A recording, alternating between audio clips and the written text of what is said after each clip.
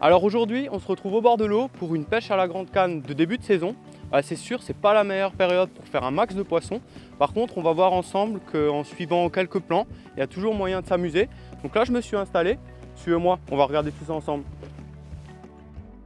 Je pense que la chose la plus importante pour ce type de pêche, donc pêche à la grande canne, en milieu naturel, en début de saison, c'est le choix du poste. Voilà, parce que vous pouvez être le meilleur pêcheur du monde avec le meilleur matériel. Si vous vous mettez à un endroit où il n'y a pas une arête, votre journée, elle sera forcément pas cool. Donc pour ça, pour bien choisir son poste, je pense qu'il y a deux points qui sont importants. Le premier, c'est l'échange avec les copains, les pêcheurs. Souvent, on se passe un coup de fil. C'est l'occasion de glaner des informations sur les endroits où il peut y avoir des poissons ou non. Ensuite, la deuxième chose, c'est juste de la logique en fait. Les poissons, ils sont comme nous. Quand il fait froid ou quand les conditions sont mauvaises, ils aiment bien se mettre à un endroit où il fait un peu meilleur. Donc ce qui est souvent bon, par exemple sur les canaux comme ça, c'est les endroits qui sont soit un peu moins exposés aux conditions, au cul des écluses, les petits trous qui sont en communication avec les canaux ou alors les ports. C'est souvent ce genre d'endroits qui sont les plus propices pour prendre un petit peu de poisson. Alors on ne s'attend pas à faire 20 kg de brème, c'est sûr. Mais souvent, en se focalisant sur ce genre de poste, c'est là qu'on arrive à optimiser ses chances de passer une belle journée. Aujourd'hui, donc on est dans l'est de la France, on est près de Sarrebourg, sur le canal des Houillères. C'est un coin qui est vraiment intéressant parce qu'en fait, donc on a le canal, on a une partie un peu rétrécie, donc là où vous voyez derrière avec l'écluse derrière moi. À l'arrière de cet endroit, on a un petit trou qui est en communication avec le canal. Je dis petit trou parce que c'est comme ça qu'on l'appelle entre nous. Mais c'est un petit étang, donc en communication, à l'abri du vent. Et après, on a aussi le port qui est un peu plus en amont. Donc là, c'est pareil, il y a des bateaux, il y a de l'activité. L'eau, elle peut être 1 ou 2 degrés plus chaude. C'est souvent des zones qui sont bonnes. Donc là, j'ai décidé de m'installer dans le chenal. On va commencer la pêche comme ça. Et après, on verra comment on peut s'adapter si jamais ça ne marche pas. Donc voilà, j'ai ramené tout mon matériel au bord de l'eau et là je viens de préparer mon amorce et mes èches derrière la voiture.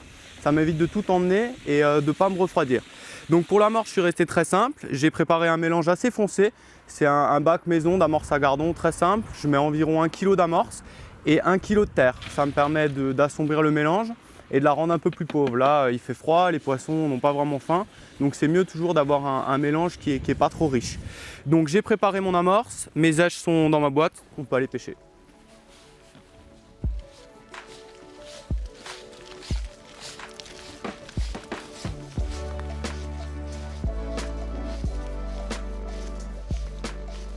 Donc un autre point qui est important, c'est pour ce type de pêche, c'est le matériel, mais justement le fait de ne pas trop en emmener et de voyager léger.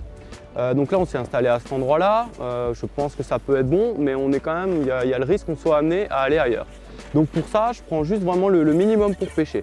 Donc ma station pour être confortablement assis, une desserte, un support de canne, le filet à déboîter, que celui-là en plus il est particulièrement intéressant sur ce type de pêche, parce qu'on peut l'utiliser dans les anneaux, en clip, souvent on pêche, il y a un chemin derrière, donc ça permet de rapidement avancer la canne pour laisser passer un vélo ou un voyageur. Et voilà, vraiment le minimum pour pêcher, une bourriche, le minimum pour pouvoir mettre ses èches, pêcher de manière efficace, mais aussi ranger et aller ailleurs si jamais il faut qu'on le fasse.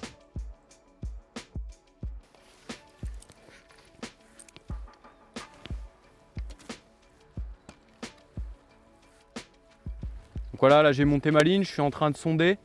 Bon après, comme d'habitude, il faut être le plus précis possible. Au niveau de la longueur, je me suis mis environ à 10 mètres, c'est le milieu du chenal. J'ai environ, je dirais, 1,50 m, 1,50 m d'eau. Donc voilà, je vais essayer de régler ma ligne au plus précis. Mais sinon, pas de point vraiment particulier. Voilà, bien sonder sa ligne, bien marquer son fond. Et puis sinon, il n'y a pas de choses plus importantes que ça au niveau du sondage, quoi.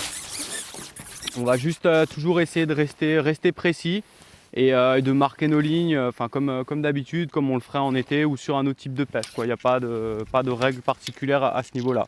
C'est une étape importante. Il faut le faire de manière précise. Voilà. Ça devrait être mieux comme ça. On va réessayer. Toujours bien en prendre en compte la tension de l'élastique quand on sonde. Pour vraiment être à ras, c'est quand même des poissons qui vont être méfiants, qui vont pas faire des touches d'été. Donc voilà, on règle correctement notre ligne en veillant bien à la tension de la ligne et de l'élastique pour être au plus juste. Là, on va bientôt être pas mal. Voilà, encore un réglage et ça sera bon. On va pouvoir amorcer et pêcher. Donc voilà, là tout est prêt, on va passer à l'amorçage.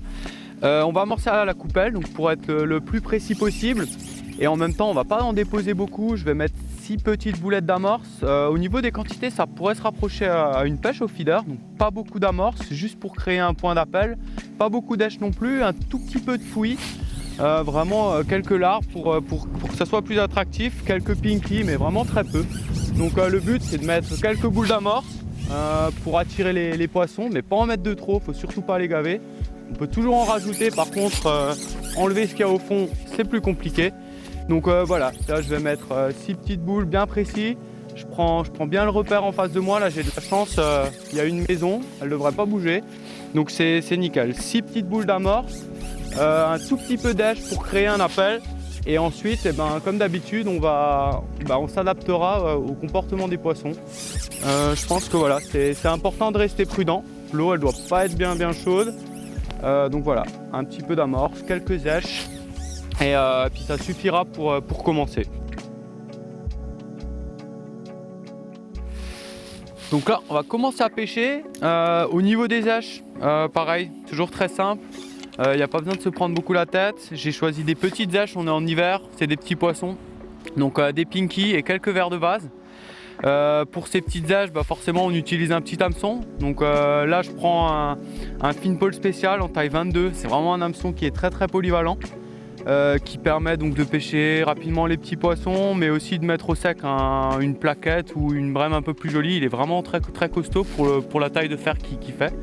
Au niveau de la plombée, très classique, pareil, un plomb de touche à 15 cm, un autre plomb à une vingtaine de centimètres et au-dessus 5 cm la plombée groupée avec un flotteur de 0,4 pour commencer la pêche. L'hiver, on a souvent tendance à pêcher assez léger. Voilà, pour commencer, c'est très bien comme ça, on pourra tout de suite toujours s'adapter. Mais pour commencer la pêche, c'est très bien. Donc là, j'ai éché un pinky. Il y a la morse qui est au fond depuis environ 5 minutes. Donc on va commencer à pêcher pour voir ce que ça donne. Bien poser la ligne sur les boules d'amorce. Voilà, c'est parti.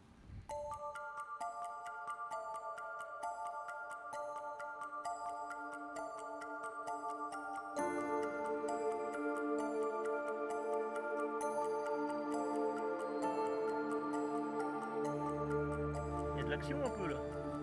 Pas vraiment. Je sais pas si c'était une blague ou si t'as vu de l'action que je vois pas.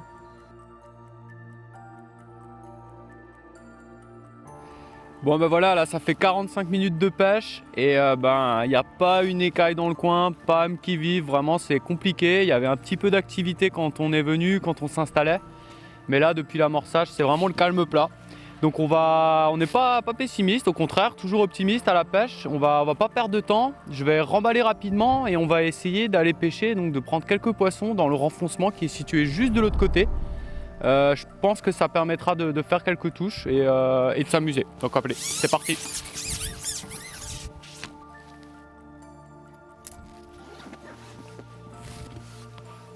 Donc là, voilà, sur le premier spot, ça n'a pas fonctionné, donc on a décidé de changer de place. C'est vraiment à côté. Donc on n'a pas perdu de temps, bien au contraire, en fait, dans ce genre de conditions, il ne faut pas hésiter à changer de place, à aller où le poisson est. En étant organisé et en sortant peu de matériel, ça prend vraiment pas beaucoup de temps. Donc là, j'ai réinstallé mon panier, j'ai juste à ressonder rapidement ma ligne que j'ai laissée sur le kit, remettre 5-6 boules d'amorce de la même manière que ce matin, et logiquement maintenant, on devrait se faire plaisir.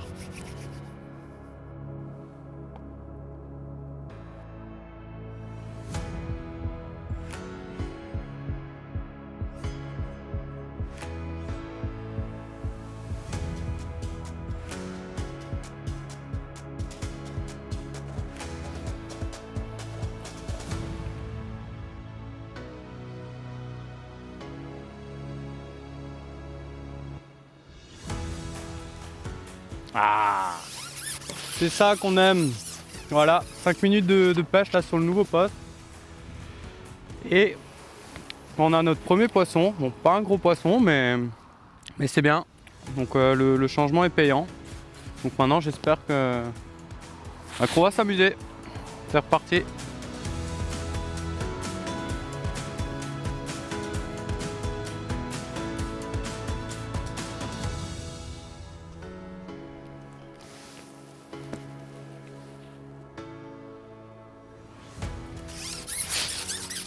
Donc voilà, là les poissons ils se sont quand même bien installés, enfin du moins on a trouvé où ils étaient et on a réussi à en attirer quelques-uns.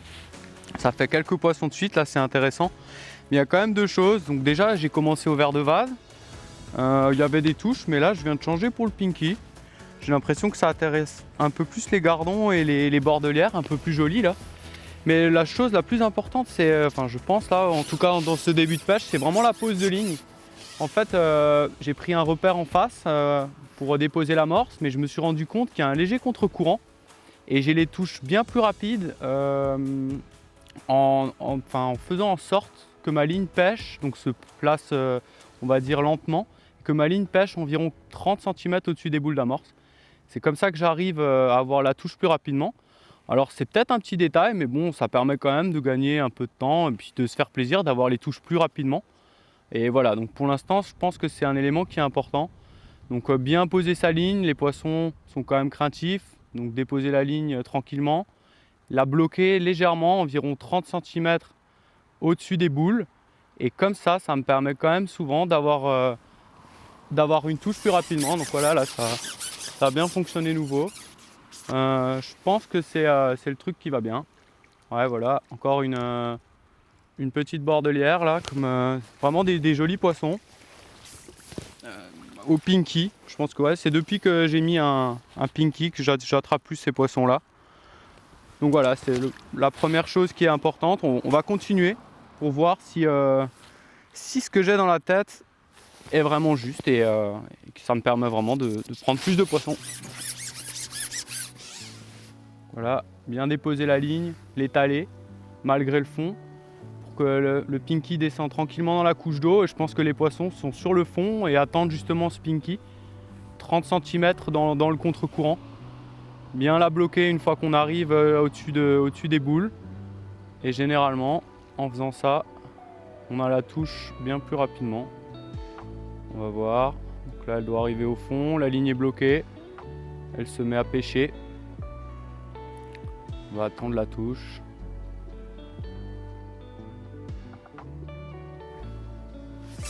Ouais, mais là, on va dire que ça s'avère juste en fait. La pose de la ligne, c'est vraiment très important. Le poisson est installé, mais c'est vraiment important de la poser dans ce sens-là. Le pinky aussi, ça permet quand même de sélectionner des poissons plus jolis. Par contre, du coup, je me demande si ça serait pas mieux de changer de ligne pour une ligne un peu plus lourde. Alors bon, c'est sûr, des fois ça prend un peu de temps pour le faire, mais je pense qu'il ne faut pas hésiter, ça prend 2 minutes et je pense que vaut mieux passer 2 minutes à changer de ligne et de pêcher mieux et plus en accord avec ce qu'on pense, plutôt que de se demander pendant un quart d'heure si effectivement il faudrait le faire et perdre son temps. Donc là, et la deuxième chose, c'est je pense qu'il faudra mettre un petit rappel. Donc je vais mettre mon rappel et je vais prendre 2 minutes pour monter une ligne un peu plus lourde, donc le double, je vais passer sur une ligne en 0,8. Ça me permettra d'arriver plus vite au fond et peut-être même de sélectionner encore les plus jolis gardons comme je viens de prendre. Allez, c'est parti.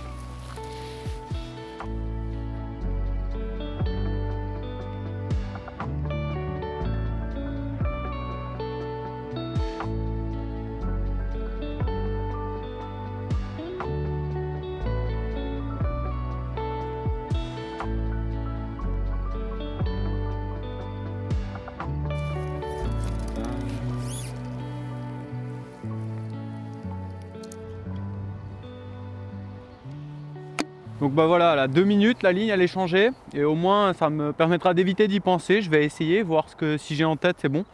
Ce qui change c'est déjà la forme du flotteur. J'ai un flotteur on va dire en type flèche. C'est un flotteur qui va se mettre plus rapidement en position, donc ça sera plus facile pour le faire pêcher ma ligne là où je pense que les poissons sont vraiment posés. Plus lourde, donc de 0,4 je suis passé à 0,8, donc pareil la ligne elle descendra plus vite, ça sera plus efficace. Et le dernier point qui change c'est le plomb de touche, il est un peu plus gros. Là je suis passé sur un plomb de touche de 10, donc ça va stabiliser la ligne un peu, ça tiendra mieux le contre-courant. Pour finir, j'ai même rajouté 2-3 cm de fond.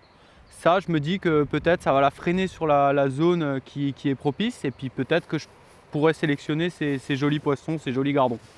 Donc voilà, vraiment quand vous avez le doute, il ne faut pas hésiter à essayer, ça prend 2 minutes et au moins ça permet d'essayer de voir si ce qu'on a en tête marche ou pas. Voilà, donc on va tout de suite essayer ça.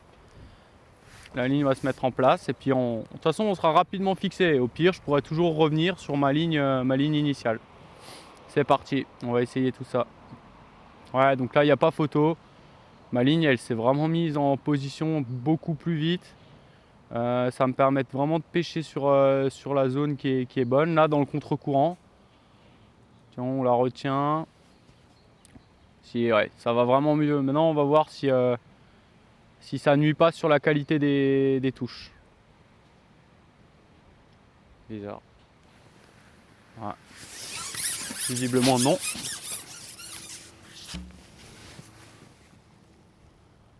Ouais, parfait là.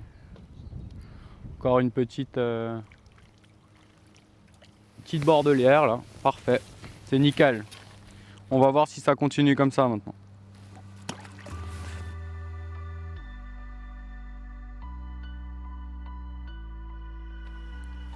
Bon, j'ai quand même rechangé au final. Alors ouais, en effet, quand j'ai la touche tout de suite, ouais, ma ligne elle se met plus rapidement en place. Mais par contre, quand j'ai pas la touche tout de suite, alors soit je prends une grémie comme ça, ou alors j'ai l'impression que ma ligne est vraiment trop statique. Donc du coup, je vais retenter ma ligne plus légère. Je l'avais pas rangée, donc voilà. C'est le moyen de voir si maintenant il préfère quand même une ligne qui bouge. Alors ouais, je gagnais du temps sur la descente de ligne. Mais par contre, je suis pas certain que ça apporte vraiment sur la taille des poissons, sur la rapidité des touches. Donc on va réessayer la ligne un peu plus légère pour voir ce que ça donne.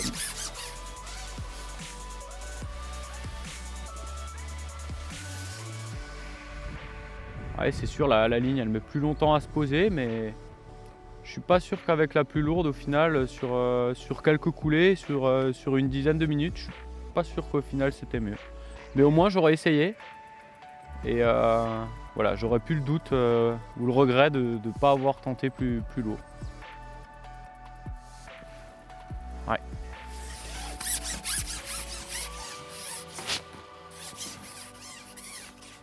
Ouais, une touche aussi. Pas facile à dire aujourd'hui, c'est pas facile, on va voir. Peut-être que dans la durée, ça permettra. Peut-être qu'à la fin de la pêche, on en saura plus. En attendant, on va prendre les poissons qu'il y a devant nous. Ce sera déjà pas mal. Ah, un joli gardon. Ah, un joli poisson.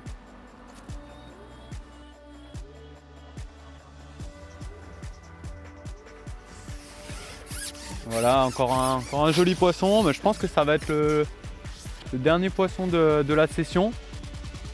Au final, on s'est bien amusé. Bon, on a dû changer de poste, mais bon, on va dire que c'est souvent le cas sur les pêches comme ça en hiver. Au final, voilà, on s'est retrouvé ici.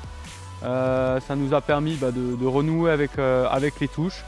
Il y a un moment, on a essayé de changer de ligne pour pouvoir optimiser notre pêche, mais au final, je pense que c'était pas vraiment une bonne idée. Au final, je pense qu'il fallait juste se contenter de prendre les poissons qu'il y avait devant nous. En hiver, il n'y en a pas toujours beaucoup. Donc voilà, je pense que vous pouvez aussi vous faire plaisir sur ce type de pêche en respectant, on va dire, ses idées de base, bien choisir son poste, pas prendre trop de matériel pour changer de poste si jamais ça se déroule pas comme prévu. Donc voilà, on a passé une belle journée de pêche à la grande canne sur ce type de poisson. Donc maintenant, pour continuer à nous suivre, n'hésitez pas à vous abonner sur notre chaîne YouTube. Et d'autant plus que vous pourrez y retrouver des vidéos courtes sur des sujets plus ciblés, sur la position de la plombée, sur les matières des antennes, qui vous permettront en fait d'avoir un peu plus d'astuces pour optimiser ce type de pêche.